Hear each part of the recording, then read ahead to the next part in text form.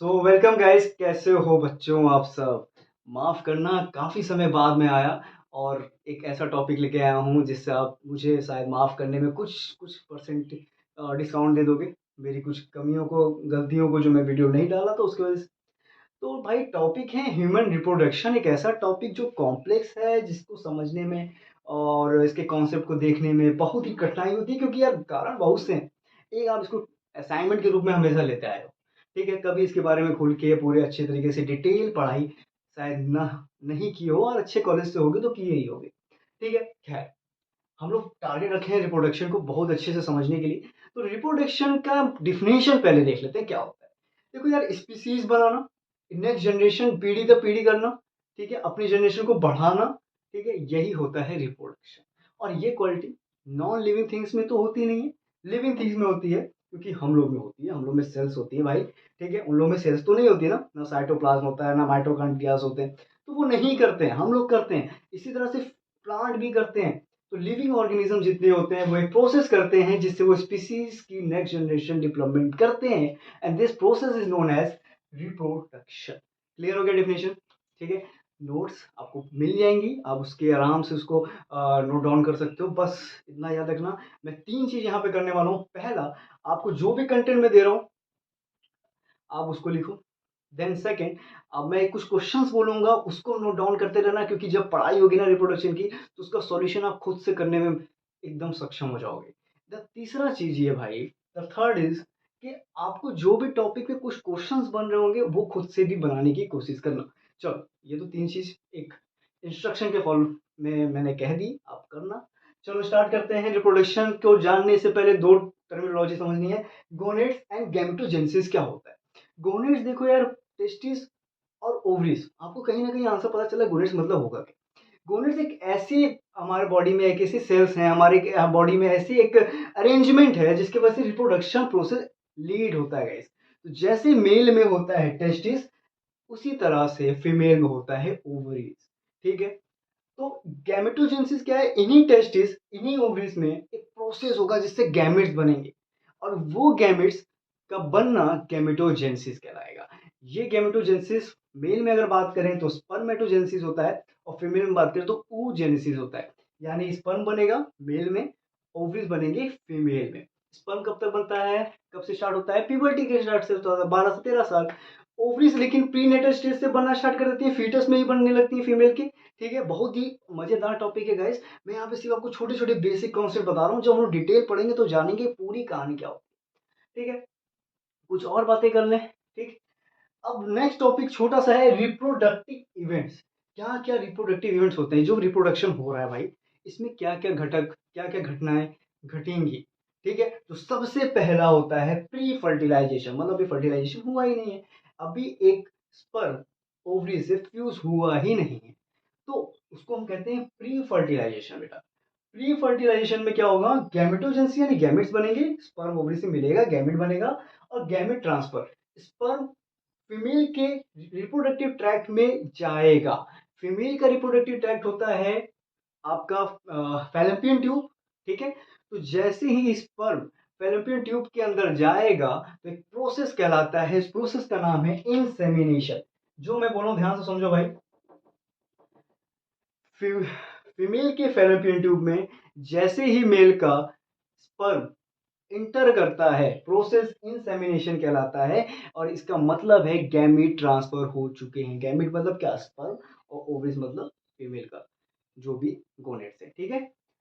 तो pre fertilisation मतलब ये हो गया, इसमें दो चीज आती हैं, आपको समझ में आ गया होगा। नेक्स्ट बात करते हैं फर्टिलाइजेशन। फीमेल का रिप्रोडक्टिव ट्रैक्ट कभी आपने देखा होगा तो उसमें कुछ नाम होंगे, फैलोपियन ट्यूब होगा, एम्पुला होगा, स्थमस होगा, बहुत डिटेल से पढ़ेंगे, ठीक है। पर अभी बेसिक जान लो।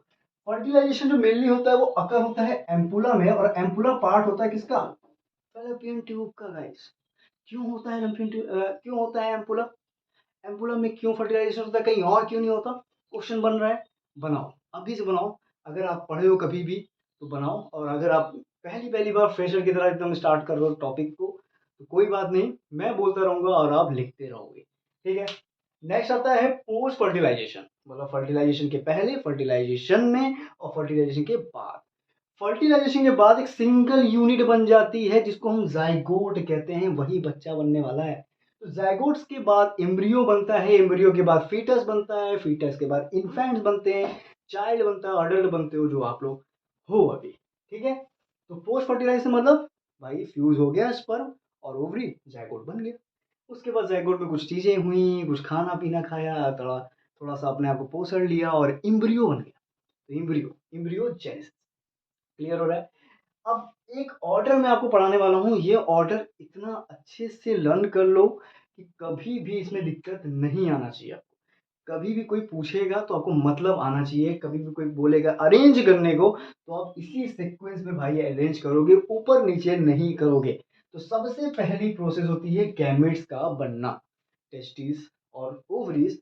टेस्टिस बनाएंगे स्पर्म, और हमारी जो ओवरीज हैं वो oogenesis करना स्टार्ट करेंगी, यानी छोटी छोटी ओवरीज बनाएंगी। ठीक है, तो गैमेटोजेनेसिस एक प्रोसेस जिसमें क्या होगा मैंने आपको बता दिया, गोनेट्स अपने तैयार करेंगे, अपनी तैयारी करना स्टार्ट करेंगे, स्पर्म वगैरह बनेगा, ओवरीज बनेंगे। ठीक है, नेक्स्ट आता है इंसेमिनेशन। इंसेमिनेशन का मतलब मैंने बता दिया आपको कि गैमेट ट्रांसफर वाली कहानी, जहां स्पर्म क्या करेगा, फीमेल ट्रैक्ट में एंटर करने वाला है।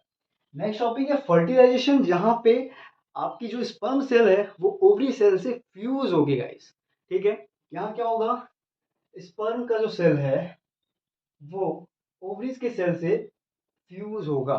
ठीक है, नेक्स्ट आता है सॉरी इंसेमिनेशन, इंसेमिनेशन में नहीं यहाँ पे। ठीक है, यहाँ पे मैंने जो बताया वो यहाँ पे इंसेमिनेशन मैंने आपको बता दिया था। ठीक, इम्प्लांटेशन क्या, इम्प्लांटेशन का मतलब बेटा कुछ चीजें आप कहते हो ना इम्प्लांट कर गए, मतलब आप पौधे प्लांटेशन करते हो, पौधे का प्लांट कर देते हो। तो पौधे का प्लांट का मतलब क्या है, उसको मिट्टी में गाड़ दिया गया, पानी दे दिया गया, सनलाइट वो ले ही रहा है तो वो अपना खाना बनाने लगा।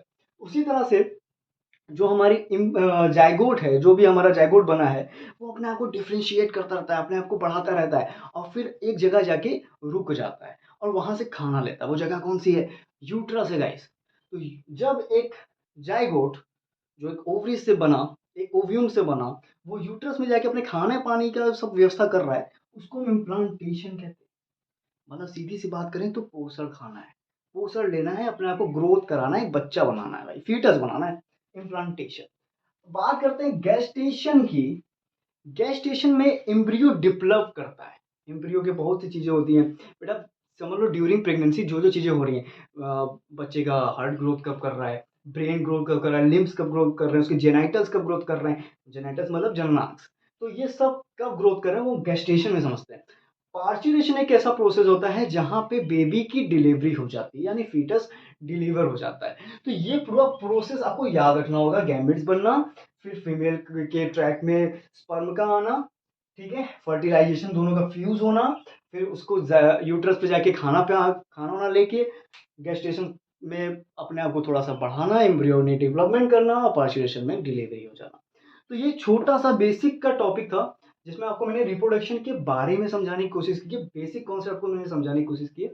अब हम लोग धीरे धीरे इसमें काफ़ी अंदर तक जाने वाले हैं, तो पढ़ते हैं, स्टे ट्यून्ड और हम लोग के साथ बने रहना।